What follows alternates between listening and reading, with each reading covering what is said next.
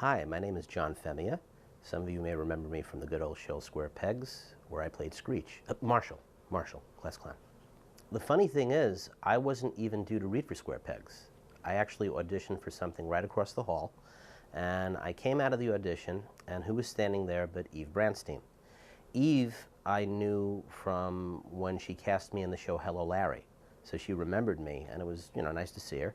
And she asked me when I would be reading for Square Pegs, and I said, I'm not. And that just kind of like blew her mind because she was amazed I hadn't found out about it. So she immediately grabbed my arm and brought me into the room where everybody was reading, and that's where I met Anne for the first time. And thus began the odyssey of the Ballad of Square Pegs. I originally read for the part of Johnny Slash and gotten the role, actually. And then a few days later, they did some auditions in LA, and I think they found Merritt like totally by accident. And Merritt read for the part, and obviously there was no greater choice for the role than Merritt, because Merritt actually brought some dimensions to the character that would not have been possible with me. So I thought I was out of a job. And then they said, well, we want to give you the part of Marshall, because we don't think the kid who played Marshall was right for it. And got the role of Marshall. Now, my recollection of the first readings and rehearsals with Marshall was that Marshall was supposed to be a 12-year-old computer genius, very similar to that kid in Revenge of the Nerds who was just too young to be in high school. And I think they were going to base Marshall on that. I mean, even though that movie didn't come out till a year later. But when we did some shoots with it, I don't think it was mixing very well. I was summoned to the Chateau Marmont, where Anne had been residing, and I think Kim Friedman was there, our director, and Eve Branstein was there as well. And I pretty much thought I was walking to an execution, because I thought they were going to write Marshall out of the script, which was their original intention. It's just that my character wasn't working with everyone else's. So they had asked me if there was anything that I could possibly add to it. And I immediately said, well, this is a show about high school. I just find it weird that you guys don't have like a class clown type. And light bulbs automatically went off in everybody's head, and they were like, yeah, class clown, that's great. So there was this one joke I remember written in the script.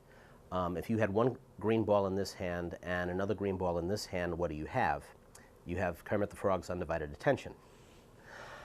And that was a cute, bad joke that just did not work under the original Marshall character. So I kind of added some, schmaltzy stand-up comic elements and started doing this with my hands. A lot of it was based on Bill Murray's character from Saturday Night Live, Nick the Lounge Singer, when he would, sing these really bad songs karaoke style and then go, hey, Levy, you're beautiful. Okay, that's exactly where I took that from. And started saying little things like that, and more it started to come together. So when we did the pilot episode, Marshall was the perfect accompaniment for Johnny's neuroses, because Marshall was just into his own little world of shtick and bad jokes and fake vomit, and Johnny was, into his Walkman and the whole new wave scene and a totally different head. So together it worked out pretty well. Cafeteria line, well, I mean, come on, Rosanna, without saying. And, putting on a Rosanna wig and tight skirt on your 16th birthday is not something that I recommend for anybody, watching this at home. Don't try it at home.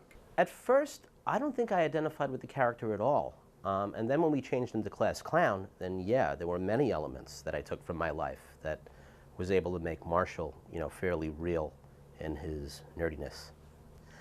But, yeah, I was able to identify with the character because, well, first of all, this was the second time in my life that I was taken away from my home environment, because I was always a New Yorker and still am to this day.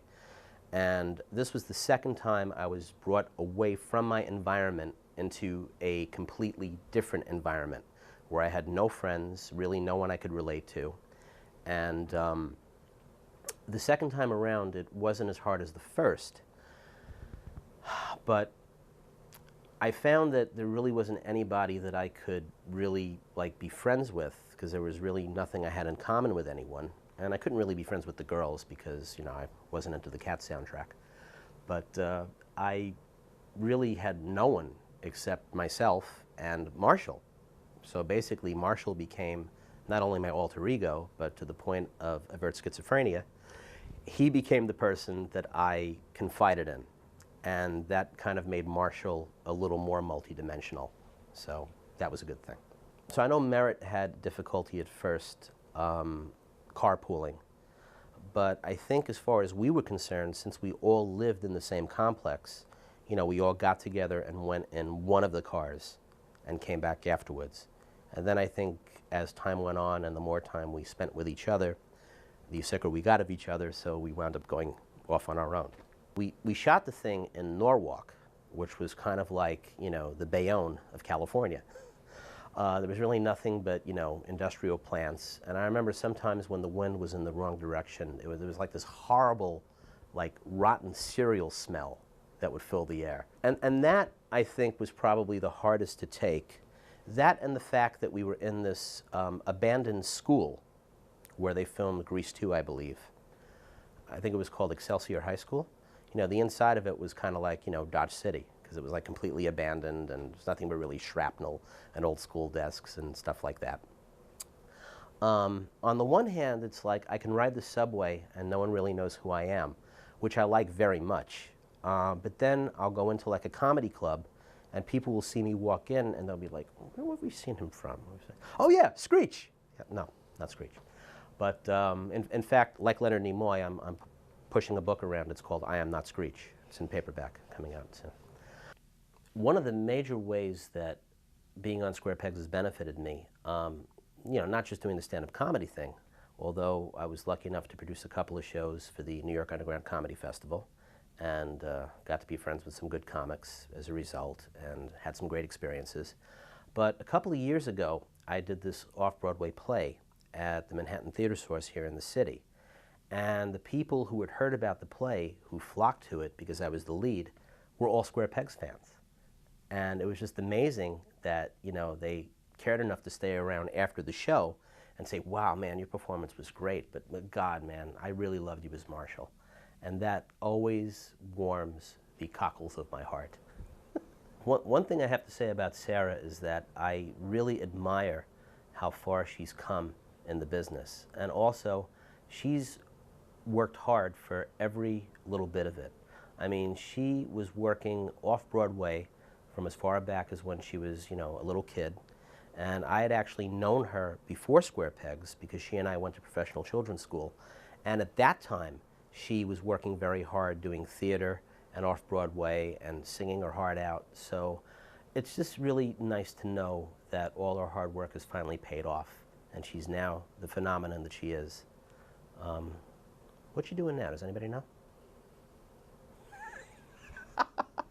One of my regrets about not going another season was that we didn't really have the time to, you know, bond together in the way that we should have.